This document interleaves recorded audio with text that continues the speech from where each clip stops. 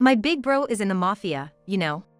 He tried to intimidate my husband by hinting at the presence of his mafia brother. But my husband, with a calm demeanor, retorted back to such threats. Enraged by this, the punk splashed wine on my husband. Our much-anticipated date was ruined.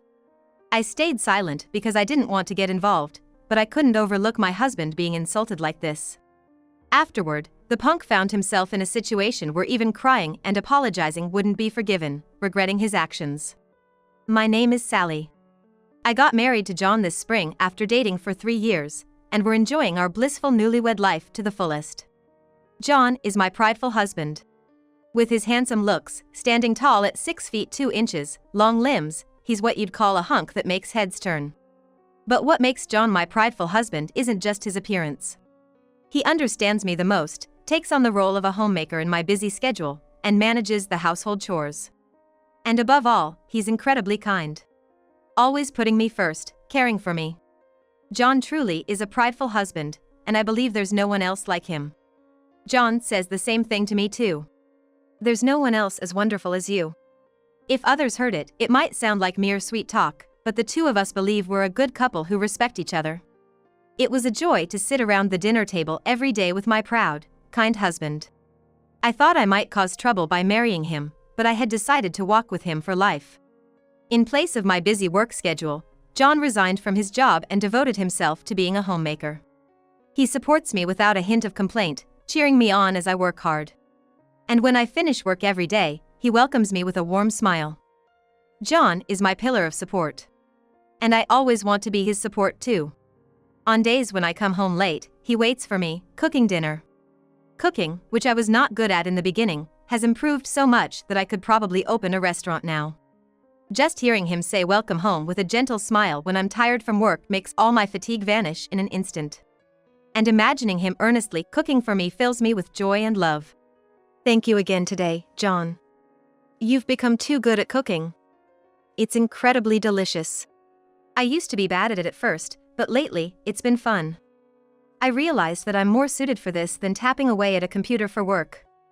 It's enjoyable to plan the menu every day, thinking about how to make Sally spend her days in good spirits. I'm happy. Thank you. But ain't it tough for you every day when I come home late? You could go to bed earlier, you know? It's okay. I want to have dinner with Sally, and I feel lonely if I don't see her face. Eating alone is lonely, you know?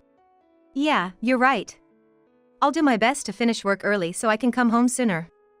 Thank you so much, as always. While saying such things, it was happiness to stuff my cheeks with John's homemade cooking. But deep down, I worry that John might be pushing himself too hard, so I say it's okay for him to go to bed earlier. Even if I say that, he'll probably still wait for me to come home. With those thoughts in mind, I eat the macarons prepared for dessert and sip the warm tea brewed by John after dinner. Macarons, homemade. Yeah. Surprising, right? It was easier than I thought. Making sweets is fun. Feels like I discovered a new talent. Saying that with a smile while efficiently clearing the dishes, John is a genuine homemaker. Then I take a bath in the one John prepared and slip into the neatly made bed. Even though it must be tough every day, he handles the housework perfectly. And without showing a hint of fatigue, he takes care of me. Thanks to John, I can come home late from work and sleep soundly to recover. My tired body and mind are refreshed by the morning. Truly, thanks to John. I'm really grateful. Working hard, I wish to continue this happy life with John forever. When I wake up in the morning, I already smell the good aroma of coffee from the living room downstairs. On the table are sunny side-up eggs, sausages, salad, soup, and nicely toasted bread. It's ordinary, but home-style breakfast I requested. John notices me and greets me with a refreshing smile in the morning. Good morning. Did you sleep well? I slept like a log. I appreciate you making breakfast every morning, but isn't it tough? Did you sleep well, John? It's okay to take it easy sometimes, you know? It's fine. I do it because I enjoy it. Come on, dig in. I put lots of veggies in the soup, so it's packed with nutrients. With that, we take our seats and have breakfast together. John always works so hard for us. I wonder if there's something I can do in return. As I sip coffee, I ponder over it. Come to think of it, We haven't had a leisurely meal together outside in a while due to my busy schedule. Hey, John. How about we go on a date this Saturday? Let's revisit that sushi place we haven't been to in ages. That sushi place is where we used to go often even before we got married. It's a cozy little French restaurant with reasonable prices and a relaxed atmosphere, perfect for spending time together. John has always been fond of food there. That sounds great. I'd love to go back. But are you sure about work? You're not pushing yourself too hard? I also want to go out together after so long. Work is fine, I can adjust. When I say that, John beams with a childlike smile. Seeing that smile makes me happy, and I can't wait for Saturday to come. And then, the promised Saturday arrives. I finish up my work early in the morning to ensure I can leave on time, and I manage to get home by 5 p.m. You're home early. I'm getting ready too, so just hang on a sec. I've been looking forward to it so much, I worked hard since this morning. Our reservation is at 7 p.m., so take your time getting ready. I relax in the living room while waiting for John to finish getting ready.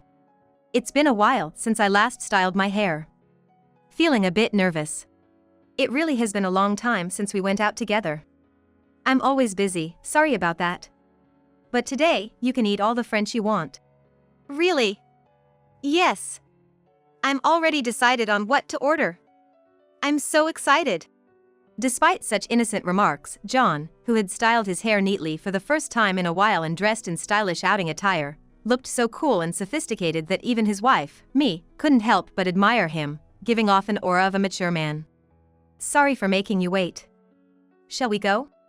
Since we still had some time before our reservation, we took a leisurely walk to a scenic spot near the sushi restaurant. It really has been a long time since we've been out together like this. Yeah, I'm really sorry about that. You apologize too much, Sally. I know you're working hard at your job, so I want to support you. Thank you, John. But I still want us to go out on a date like this once in a while. Yeah. As we talked like that, we laughed together. While spending time together at home is always enjoyable, going out on a date after a long time felt refreshing and exciting. As the reservation time at French restaurant approached, we headed there. We had a reservation under the name of Smith. As soon as we opened the door of the sushi restaurant, we heard loud voices and coarse laughter coming from inside. Man, that's hilarious. You're crazy, man, seriously. Indeed, while this restaurant is small, it had a somewhat populous atmosphere. But we had never encountered such noisy customers here before. Thinking it unusual, and not wanting to get involved, we were shown to our table without looking in their direction. Hey, where's the wine? I asked for more. I'm sorry, please wait a moment. We've been waiting, hurry up. Such a rude attitude. It seems the ones causing the commotion are some hoodlums. 3 young men with flashy hairstyles and visible tattoos on their arms. I discreetly observed them, intending not to get involved or attract their attention. Hey, waiter. Order. Hurry up, we're not patient. We can get scary if you make us wait, you know? Seeing the rude hoodlums, I already felt uncomfortable, but since it was a date today, I tried not to let it bother me. John seemed completely unfazed, his eyes sparkling as he gazed at the menu on the wall. What should we order? As John said that and looked at the waiter, his gaze accidentally met one of the hoodlums. Hey, you just looked at me, didn't you? Hey, you got some problems? It was the worst turn of events. The hoodlums, who seemed to have had quite a bit to drink, started to harass John. But John ignored them and called the waiter. Excuse me, can we place our order? Angered by his attitude, the hoodlums stood up and approached, surrounding John and me. Hey, I'm talking to you. Are you deaf or something? You looked at me earlier, didn't you? Do you have any problems? These unsophisticated, ill-mannered hoodlums were truly a hassle. While silently hoping not to escalate the situation, I remained quiet. John calmly addressed the hoodlums. I was trying to place an order with the waiter, so I looked in their direction. What's the problem? What's the problem? You looked at me, didn't you? I think you've misunderstood. While speaking, John continued to gaze at the featured menu on the wall. Seeing John's demeanor, the hoodlums grew angrier but remained rooted to their seats. Hey, you, don't try to act tough just because there's a lady. Please keep your voices down, you're disturbing other customers. Could you be quiet? John spoke with a firm tone. Seeing John showing no signs of fear, the hoodlums became even more irritated. Hey, who are you talking to? You think you're tough, idiot? My brother's in the mafia, you know. If I tell him about this, you might end up at the bottom of the ocean. I thought to myself that the real idiot was him, but I didn't want to escalate the situation, so I kept quiet and watched what would happen next. John sighed in exasperation. Well. What? What did you say, you punk? Your brother's in the mafia? So what's that got to do with anything? Scared? Maybe your brother's in the mafia and scary, but what about you? Aren't you embarrassed? Accusing us in the restaurant and then trying to threaten us with your mafia brother? I'm talking to you right now. Your brother being in the mafia doesn't intimidate me at all. The atmosphere in the room froze for a moment. The stares of other customers and staff were fixed on us. And as expected, the hoodlums erupted in anger. Face turning red, one of them grabbed John's collar, seemingly about to strike. Hey, you, apologize for what you just said. Get down on your knees right now. If you do that, I might forgive you. Hurry up. The hoodlum shouted at John loudly. However, John showed no sign of fear and calmly responded. Just resorting to violence because you can't argue back. That's not how it works. It's clear you're not very bright. We just want to eat, so could you please go somewhere else? At that moment, the enraged hoodlum released his grip on John's collar and grabbed a nearby bottle of wine, pouring it over John's head. You, seriously, don't get cocky. I don't care what happens. I'll tell my mafia big brother. Even the girl with you will get a taste of it, you punk. The hoodlum said, glaring at John, who was soaked with wine, his face turning red. Despite the threats, he seemed determined to somehow force John to apologize. However, John remained unperturbed by the hoodlum's intimidation tactics. Ah, wine really makes a mess, huh? I wore my favorite outfit and now it's all wet. But at least wine stains don't set, so it's okay. Unable to stay silent any longer, I handed John a handkerchief and then stood up. Hey, what's your name? And your brother, which mafia is he from? Are you gonna call him now? What? Who are you? Are you out of your mind? What do you want with my name? Well, whatever. My brother's also a well-known mafia around here. You know him, right? His name's Tony. You've heard of him, right? I haven't. So why don't you call him then? What? Are you stupid or something? I said call your mafia brother now. My sudden change in tone surprised the hoodlum momentarily, making him quiet down. But soon after, he retorted, "You're the crazy one here." Fine. I'll call him. But even if you two cry and apologize, I won't forgive you. Just brace yourselves. A truly uncouth and foolish hoodlum. What was supposed to be a fun sushi date ended up ruined because of them. Above all, I couldn't forgive them for disrespecting my dear husband and dousing him with wine. You better not think of running away. I won't let you off the hook. The hoodlum continued to provoke. You really have no manners, do you? It's embarrassing. If you hadn't poured wine on my husband and just left, none of this would have happened. Huh? Shut up already. Pretending to be tough now won't last long. Soon enough, you'll be crying and begging for mercy. I couldn't help but think how foolish he was, but I was too exasperated to say anything. As we waited for the hoodlum's brother, I made a call as well. Hello? Yeah, it's me. Right. I think you already know what's going on. Hey, who do you think you are, making calls without permission?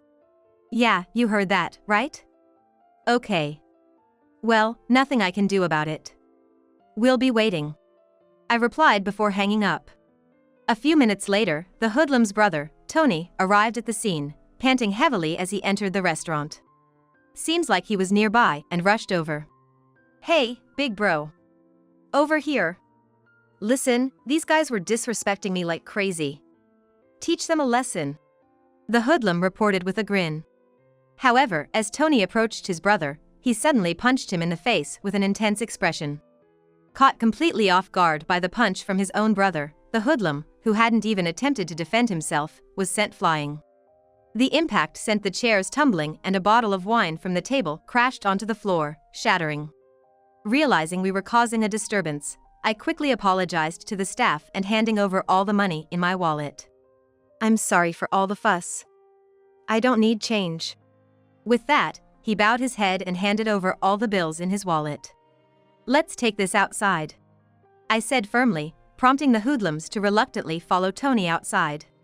Once they reached a secluded spot, Tony spoke up. "I'm truly sorry for the trouble."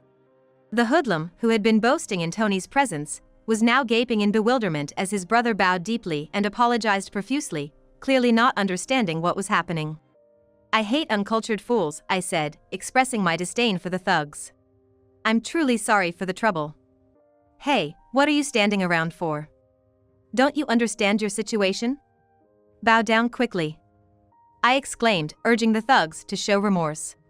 "Hey, what's gotten into you, big bro?" "We don't need to bow down to these guys," one of the thugs muttered, clearly perplexed by the unexpected turn of events. The thugs were visibly confused by the sudden turn of events. It was unforgivable for them to disrespect my dear husband and behave arrogantly, not to mention splashing wine. I decided to enlighten the thugs.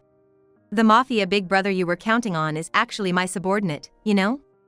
Understand? He's my underling. I'm the boss, not him. It's a shame, isn't it? If only you had a better sense, this wouldn't have happened. It's not acceptable to splash wine on my husband," I explained. Indeed, the mafia brother they had relied on, Tony, was actually a subordinate loyal to me, not my husband. "Hey, you! You dared to splash wine on the deputy boss. Are you stupid? I told you not to cause any trouble like that," one of the thugs stammered in disbelief. I didn't know," another thug stuttered. The thug who had been barking confidently moments ago was now trembling like a puppy. "Not knowing won't excuse you. Apologize quickly," the mafia brother demanded. "I'm sorry," the thug mumbled. "Speak up." "Well, never mind. I'll hear the whole story later. For now, let's take them to the office," the mafia brother suggested. "Huh?" The thugs froze upon hearing those words. Then, from the blacked-out boxcar parked nearby, Tony's subordinates, who had been called upon, began to descend. "You guys, teach these thugs some manners." As I said this, the prefects deftly pushed the hoodlums into the car. Tony's brother was left behind at the scene. Tony had expressed a desire to handle his brother personally. His brother looked pale and trembled with fear. He seemed to have realized the gravity of his situation. "Underboss, I'm truly sorry. I'll definitely make things right." "Well, that's all well and good. But first, could you make sure that thug properly apologizes to my husband?" "You still haven't apologized? Hurry up and apologize." Tony's brother, looking towards my husband. "I'm sorry." Upon hearing those words, my husband smiled. The Tony's brother seemed relieved, thinking he had been forgiven upon seeing my husband's expression. However, when my husband smiled and said, "Is that your idea of an apology?" "You better not underestimate the adult world," Tony's brother's expression instantly paled. He quickly fell to his knees, tears streaming down his face. "I'm so sorry. I'll never do something like that again. Please forgive me. I'll pay you back." "I'm sorry." Yeah. An apology means nothing if it's not sincere." "Well, I'm done here. I'll leave the rest to my wife and Tony," my husband said, stepping back. Then, Tony proceeded to scold his brother. "Hey, idiot. Haven't I always told you? Your actions will inevitably lead to trouble someday. I've always had your back, but this time, I can't do anything about it. I can't forgive you either. The world of honor and loyalty isn't as forgiving as you think. Don't use my name so lightly. Take responsibility for your own actions." Indeed, Tony was right. "Big bro, what should I do?" Upon hearing his brother's words, the Tony's brother suddenly became scared. Regardless, Tony had already decided on his brother's punishment. "Are you sure about this?" "I'm fine. I've been prepared ever since I entered this world. I'm not the kind of man to run away from something like this. I'm truly sorry." It's the result of me being too lenient.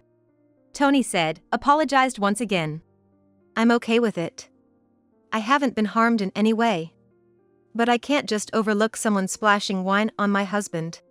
With that, Tony apologized to my husband and me, then ushered his brother into the car and drove away. The world of the mafia is harsh too, huh? I mean, Tony, despite everything, always had a soft spot for his brother. I feel kinda bad about it too. Sorry. Yeah, the mafia is all about honor and loyalty. Loyalty and discipline are strictly enforced. Well, since it's Tony's decision, let's just watch over. Yeah, something like this reminds me of the old days. My parents were originally heads of the mafia. Generations of pure-blooded mafia. I am the daughter of such a mafia family. When I was young, rumors spread quickly at school, and no one would come near me. Even when I finally became a college student and thought I could live a decent life, if anyone who knew me appeared, rumors would spread in no time. I considered working for a regular company after graduating from college, but I was hesitant because it would be difficult if my background was investigated. At that time, I was agonizing over my future and what I should do. Although I felt the desire of my parents and grandparents to inherit the family business to the point of being unbearable, I also wanted to experience a normal life. I agonized over it, and in the end, I chose the path of living as a member of the mafia. It's not that I hated the mafia, and the world that valued loyalty and human emotions suited my personality. But still, I felt lonely. People around me were always cautious around me, and I didn't have any friends I could trust. I had many mafia comrades around me, but no one understood me. I felt lonely anyway. My husband, John, was the one who saved me. I met John when I was just starting out in the mafia. I heard that there was a fight involving thugs on my turf, so I went to check it out, and that's where I found John surrounded by 5 thugs. John had a strong sense of justice even back then, and he seemed to have become a target after protecting someone who was being harassed by thugs. I helped John. At that time, John didn't seem to think of me as a mafia, but it's not so easy for an ordinary woman to drive away 5 thugs. Thank you so much. I owe you one. You're strong, and you're pretty cool. John politely thanked me, even though I was a bit confused about suddenly driving away 5 thugs. Are you hungry? If you'd like, let me treat you to something. John said, seemingly wanting to express his gratitude. From there, we became friendly, and after a year of getting to know each other, we started dating. I hadn't explicitly said that I was a mafia, but as our time together grew longer and our trust deepened, I felt more and more anxious about not telling him sooner. But I was scared. Many people had changed their attitudes or distanced themselves from me as soon as they found out I was mafia. I was sure that if I told him I was mafia, this relationship would end too. While thinking about such things, I was dating John, but one day, during a time when we were together, I was easily exposed as mafia when one of my associates greeted us. Underboss? John, I'm sorry for not saying anything. The truth is, I'm mafia. My family is mafia too. My parents are the leaders of the organization. I'm really sorry for not saying anything. I was afraid you'd leave, so I couldn't tell you. I thought so. I had a feeling you might be since we first met. Sometimes, you seem to be struggling, but you couldn't tell me, right? I'm sorry for making you feel that way. My parents died when I was young, so I'm sensitive to people's feelings of loneliness and sadness. I somehow sensed that you might also be feeling lonely and sad, so I couldn't just ignore it. John. I felt happy to have finally met someone who understood me for the first time. But being mafia is different from being an ordinary person. I was a little scared when I thought that I might eventually cause trouble for John too. John is really amazing, isn't he? He's such a kind person. But I think being with me might cause trouble for him too. So, I choked up. So you want to break up because of this? I don't want that. I know a lot of good things about you. Being mafia doesn't matter. You're you. You've probably had a tough time as the daughter of a mafia, right? You don't have to bear it alone anymore. I'm here for you. John said, gently smiling and embracing me. I don't have parents, and I don't even have close relatives. You're the only one I have, Tony. I want to be with you. At that moment, I vowed in my heart to live with John forever and to cherish him. Yet, I had dragged John into this situation this time. I felt down. Even when I was harassed by thugs, John seemed calm, but he might have been scared inside. If only I had dealt with it sooner. Maybe this incident made me scared too. Maybe I thought it was because he was a mafia husband that I didn't want it. Sally, are you worrying about unnecessary things? John, can you read my mind? No, because I got you involved this time. I was, scared maybe. Not at all. I trust you, so there's nothing to be afraid of when you're by my side. I'm a man too. I've decided to protect you if anything happens to you. John is still the best husband I can admire. He trusts me from the bottom of his heart and understands me the most.